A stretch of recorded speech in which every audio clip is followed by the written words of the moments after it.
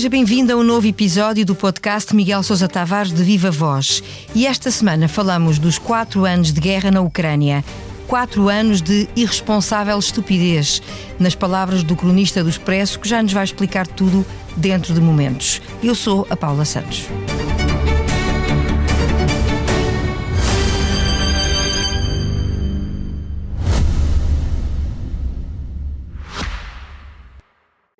O Expresso tem uma nova subscrição que lhe dá acesso completo ao The New York Times, com atualidade, jogos, culinária e muito mais. E ainda aos conteúdos exclusivos da SIC Notícias, incluindo o Direto Vertical, a nova e inovadora emissão que se adapta ao seu smartphone. Subscreva em expresso.pt/digital. Expresso. Liberdade para pensar.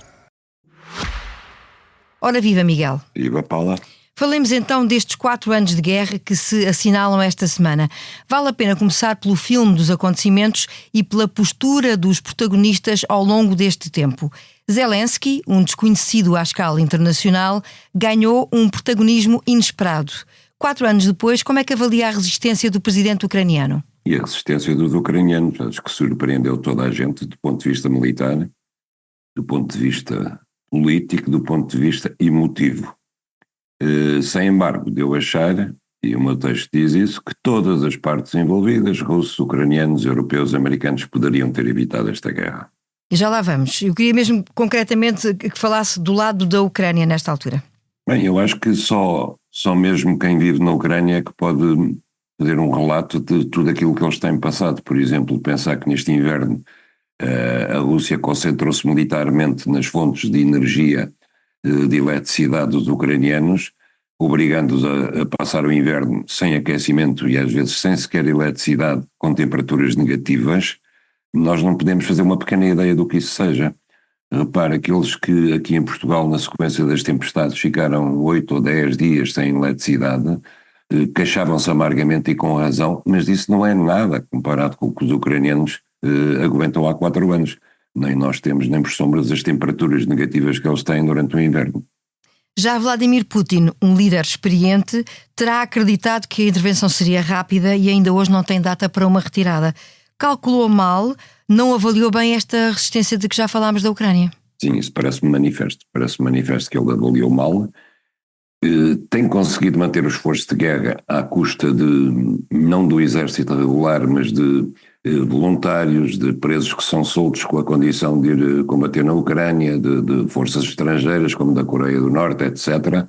E só assim, eu penso que só assim é que os 600 a 1 milhão de baixas que a Rússia deve ter tido nesta guerra não geraram ainda uma grande revolta interna.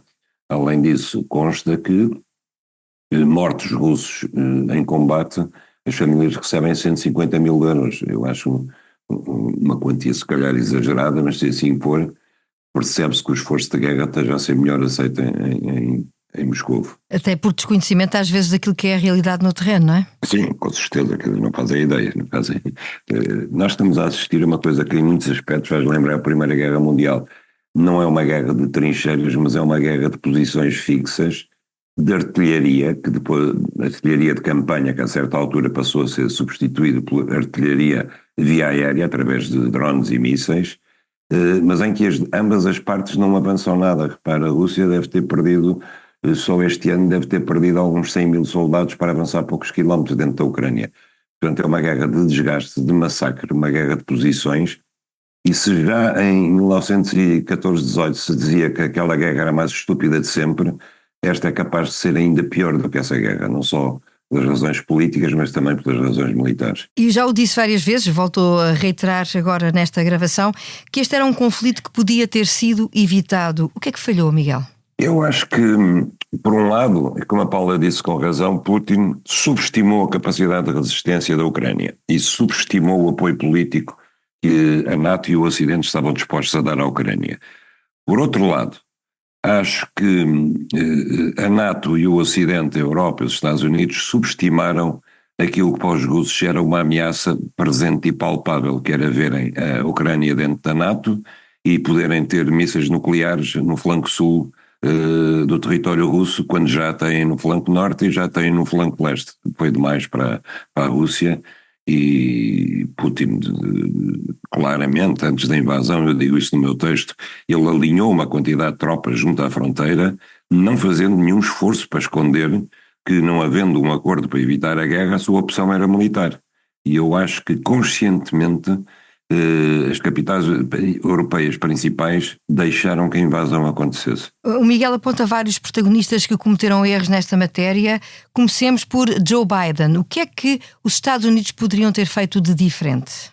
Bom, Joe Biden tinha uma dívida de gratidão para com o governo de Zelensky, porque, não sei se a Paula se lembra, no primeiro mandato o Trump exigiu que Biden e o filho fossem investigados por negócios supostamente duvidosos na Ucrânia. Exigiu que Zelensky encarregasse o Procurador-Geral da República Ucraniano de investigar Joe Biden, sob pena de não enviar armas para a Ucrânia nessa altura, isto foi antes da guerra. E Zelensky recusou. E Biden estava grato a Zelensky por isso. Por outro lado, eu já escrevi isso várias vezes, que a avaliação que foi feita dentro do Estado-Maior da NATO e em Washington foi que se a Rússia se lançasse na guerra ia ter uma surpresa muito desagradável, porque de facto já há vários anos que a NATO treinava forças ucranianas, conhecia o valor das forças ucranianas, não só a sua capacidade militar, mas o seu valor de combate, e antecipou que a Rússia ia ter problemas e que esses problemas iam desgastar terrivelmente a Rússia, do ponto de vista militar e económico, no momento em que os Estados Unidos já desde então apontavam para a China como seu próximo e provável adversário no futuro. E se algum dia os Estados Unidos tiverem que enfrentar a China, a coisa que mais desejam é que a Rússia não esteja ao lado da China. Portanto, uma Rússia enfraquecida convinha muito ao Ocidente e convinha muito à NATO. Há outro nome que refere no seu texto, e não é a primeira vez que o faz também, que é o de Boris Johnson, com mais um dos protagonistas da altura que destaca pela negativa neste conflito. Bom, Johnson teve um papel terrível nisto. Eu acho que a responsabilidade moral que cai sobre o Boris Johnson é esmagadora. Muitos destes milhares, centenas de milhares de mortos da Ucrânia, um dos responsáveis morais é Joe Biden. 15 dias após o início da guerra, a Rússia e a Ucrânia juntaram-se para negociações de paz em Istambul, patrocinadas pela Turquia e por Israel. Foi, aliás, a única vez nestes 4 anos que ucranianos e russos estiveram frente a frente diretamente. Havia acordo, só que quando o Zelensky comunicou o acordo para as capitais europeias, Johnson foi o número 1 a dizer não faça acordo nenhum. A Rússia não tem capacidade militar para vencer a guerra e nós dar-lhe-emos tudo o que for preciso durante o tempo que for preciso. E Zelensky foi em frente. Emmanuel Macron e António Costa defendem agora que a Europa deve falar com a Rússia. Ainda vão a tempo de ver o diálogo produzir efeitos? Eu sei que o Miguel é um pouco cético em relação a isto. Não, eu acho que a Europa, como eu já aqui tenho dito, queimou todas as possibilidades de ter um outro papel na guerra da Ucrânia que não fosse financiar a Ucrânia. Porque tudo aquilo que fosse posicionar-se numa posição de intermediário, numa posição de participante em negociações de paz ou sobre o futuro da Ucrânia, a Europa queimou-as. Ainda foi preciso que Trump começasse a negociar diretamente com Putin e fizesse avançar o processo, para a Europa descobrir que havia talvez um caminho para a paz. E então exigiu sentar-se à mesa das negociações, o que foi recusado por todas as partes. Quer dizer, a Ucrânia não recusou, mas também não vê interesse nenhum em ter lá a Europa.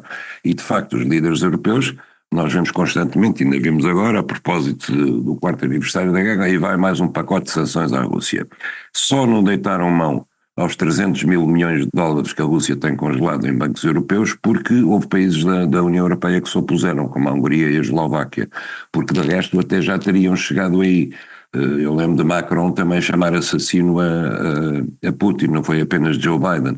Portanto, a Europa desde o princípio e na sequência daquilo que era a crença de Boris Johnson, convenceu-se que a Ucrânia podia ganhar a guerra com o apoio militar dos Estados Unidos e da Europa.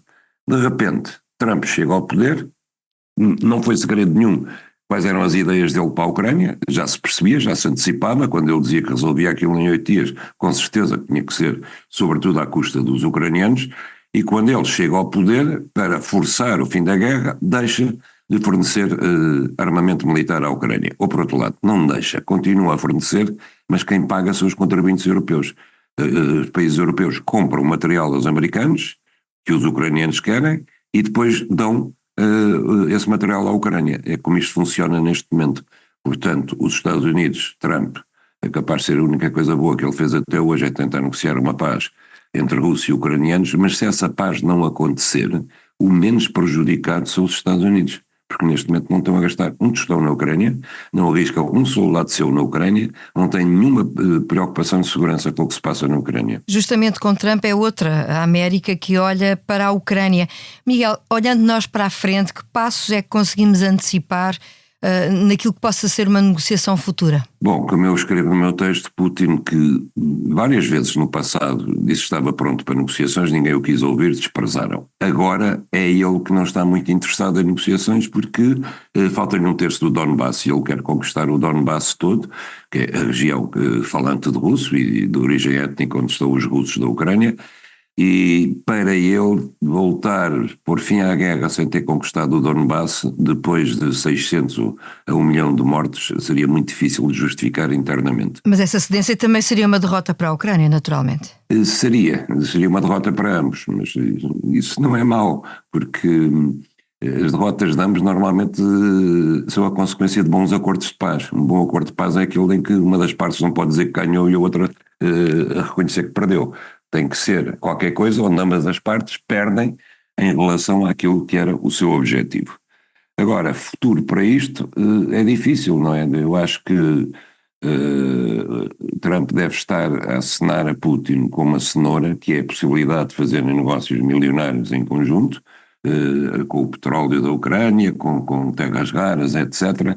E talvez isso acabe por convencer Putin, mas é muito difícil porque os russos não pensam da mesma maneira que os americanos. Deixemos então o tema Ucrânia, a que certamente havemos de regressar um outro dia, até porque não vai faltar material para isso neste podcast e voltaremos a olhar para a Ucrânia, mas agora eu queria propor que falássemos de 2 outros temas de política interna. Primeiro, um que mereceu a sua atenção no artigo da semana passada no Expresso, a questão da regionalização.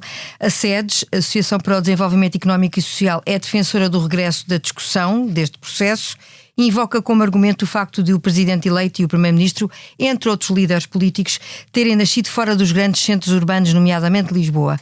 Acha que é uma ideia que está a fazer caminho? Os regionalistas acordaram.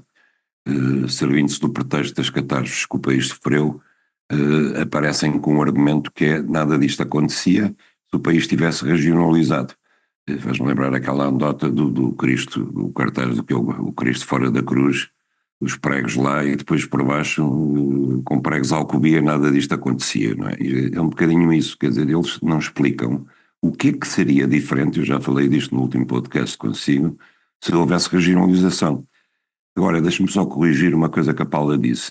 A SEDES não propõe reabrir a discussão. A SEDES já se lançou de cabeça numa campanha pró-regionalização. Já está mais à frente. Já está mais à frente, já disse qual era a sua posição. Vai fazer umas conferências de legitimação dessa posição. Diz que vai convidar uns especialistas nacionais e estrangeiros. Eu não sei quem sejam os especialistas nacionais em regionalização, porque não a temos. Mas antecipo que sejam eles portugueses ou estrangeiros, serão necessariamente a favor da regionalização. Portanto, a decisão da SEDES está tomada. O argumento de que esta conjuntura astral é ótima porque o futuro Presidente da República nasceu em Penamacor, o Primeiro-Ministro nasceu em Espinho, vivia em Espinho, o Secretário-Geral do PS em Baião e o Presidente do Chega em Mãe Martins é completamente ridículo, sobretudo quando, como eu faço notar no meu texto, quer dizer, então vamos descentralizar com base nesses exemplos e vamos então fazer duas grandes conferências sobre a regionalização na campanha. Uma abertura no Porto e o fecho em Lisboa. Vira o disco e toca ao mesmo. Acho que isto chega a parecer hilariante. Então os homens querem regionalizar e fazem a grande discussão em Lisboa e no Porto. Não faz sentido. Para si faz algum sentido, Paula, para mim não faz nenhum. Eu confesso que este processo me deixa ainda um pouco na dúvida, no sentido de que não estou de facto informada sobre todos os seus ângulos. Confesso. Não, mas é ridículo. Então temos aqui o exemplo de um presidente de Penamacor, um primeiro-ministro de Espinho, não sei quantos de Baião. Vamos para a frente com a regionalização. Ora, começamos com uma conferência no Porto e acabamos com uma em Lisboa. Se caramba, isso já nós sabemos, já nós vimos. Regionalizar não é isso, quer dizer, regionalizar era ir lá para os sítios onde eles querem regionalizar, nas futuras, eventuais capitais das regiões, e fazer aí os debates com as forças vivas da terra, com as pessoas que contam, com as empresas que lá estão, com as universidades que lá estão. Isso é que era um debate sobre saindo dos centros urbanos, naturalmente. Exatamente. Na política caseira há ainda um outro tema que destaca no seu artigo esta semana, que é o acordo entre o PSD e o Chega na Câmara de Cascais e também a nova maioria de moedas em Lisboa à boleia de uma ex-vereadora do Chega.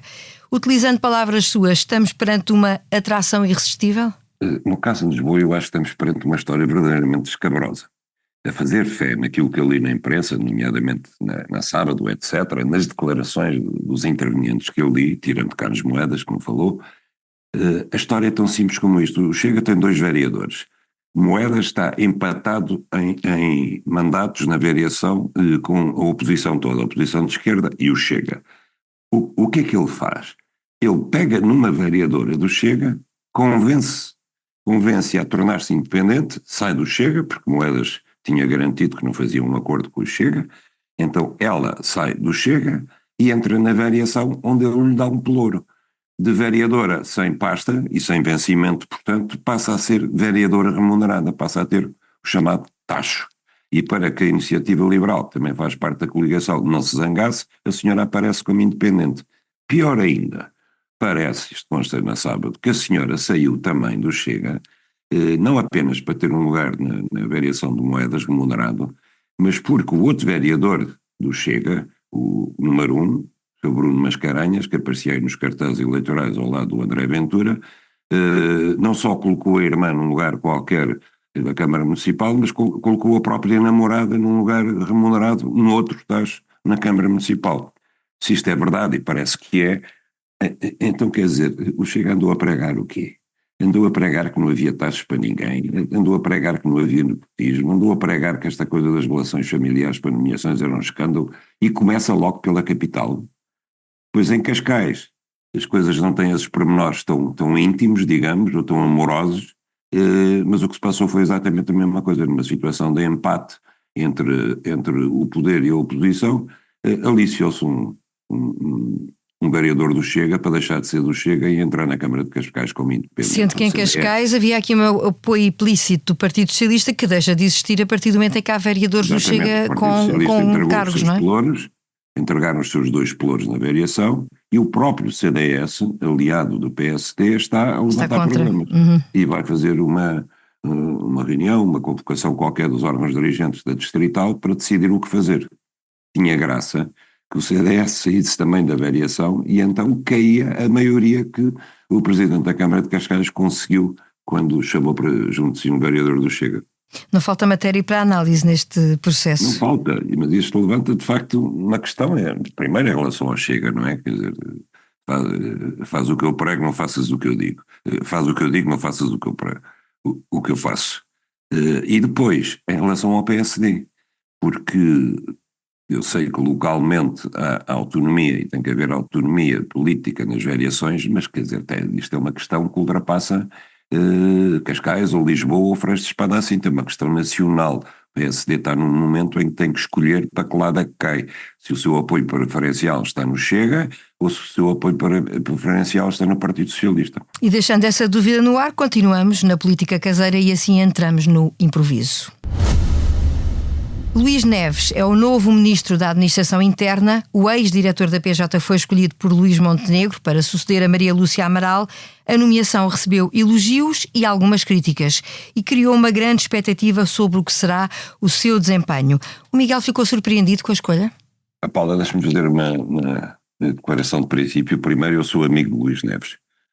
Não direi que sou um amigo íntimo, mas sou amigo dele, tenho a maior consideração por ele.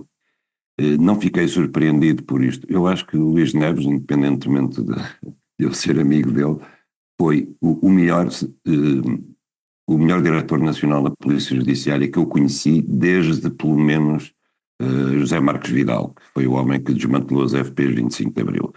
Acho que ele fez um trabalho, Luís Neves, notável à frente da Polícia Judiciária, com resultados palpáveis e que desmontou o mito da ligação entre imigração e criminalidade, que é essencial num país que precisa de imigrantes para trabalhar e que tinha já na altura 2 vozes, a de André Ventura, claro, e também a de Luís Montenegro, a tentar convencer-nos que onde havia imigrantes havia mais crime. Luís Neves desmantelou isso. em termos definitivos, com estatísticas, com números. Isso foi um serviço inestimável que ele prestou à democracia. Agora, levantou-se um coro de protestos porque... Mas também de elogios, não é? Sim, elogios à pessoa, mas críticas, porque até Passos Coelho, que com uma pitonisa do regime nestas alturas, veio dizer que não pode, o diretor da Polícia Judiciária não pode passar para Ministro da Administração Interna. E eu francamente não consigo alcançar porquê. É certo que há uma investigação na PJ sobre o Primeiro-Ministro, mas essa investigação seguramente que vai continuar. E se nós acreditamos que a única coisa que podia garantir investigações independentes era a presença de um só homem, então nós não acreditamos na instituição, nesta em imagem nenhuma. Portanto, para mim, aquilo que é de seguir atentamente não é a passagem de Luís Neves da PJ para o MAI. É quem é que o Primeiro-Ministro vai escolher para lhe suceder na PJ. Isso que é uma dúvida que ainda existe, não é? Pois, isso é que vai ser verdadeiramente importante. Agora, não é por não saber quem é que lhe sucederia que Luís Neves tinha que ficar permanentemente na PJ ou não poderia aceitar o cargo para Ministro da Administração Interna. Escuso de dizer, é preciso coragem para o aceitar neste momento. Ainda hoje estava a ler uma história sobre, já se sabia, a quantidade de árvores que estão derrubadas no chão, que são mato inflamável, e não vai ser uma história que o Expresso adiantou na última edição, aliás, é manchete. Exatamente, que não vai ser possível levantar, se calhar nem metade disso, até a época de incêndios, até o fim de maio, e portanto antevê-se, se tivermos muito calor no verão, um verão infernal em termos de incêndios. Ora, o Ministro apanha o processo em andamento, apanha o processo agravado pelas consequências da tempestade, apanha uma PSP que não tem nada a ver com a PJ, e é uma das críticas que lhe fazem, é que ele roubou a capacidade de investigação criminal da PSP, passando-a para a PJ, em tudo o que sejam crimes que correspondam a mais de 3 anos de prisão, e eu digo, ainda bem que o fez, que a PSP não me dá garantias de isenção. Veja-se o caso da AIR, que teve que ser a PJ a esclarecer tudo, veja-se outros casos. Portanto, ele vai ser mal recebido na PSP, na GNR, isso já se percebeu, e vai ter também esses bravicais para resolver. Mas tem perfil para o cargo, é o que acha? Ele já deu provas de grande coragem, e acho que isso é o principal. Ele já deu provas de saber organizar e já deu provas de não recuar perante os desafios. Pronto, são 3 coisas extraordinárias. Agora, quem não gosta, eu gostava que me indicasse outro nome melhor que o Luís Neves para o Ministério da Administração Interna. E com a escolha do novo Ministro da Administração Interna e a análise aos 4 anos de guerra na Ucrânia, concluímos mais um episódio do podcast Miguel Sousa Tavares de Viva Voz. A sonorização e edição está a cargo do João Luís Amorim. Estamos de volta com um novo olhar para a atualidade na próxima semana.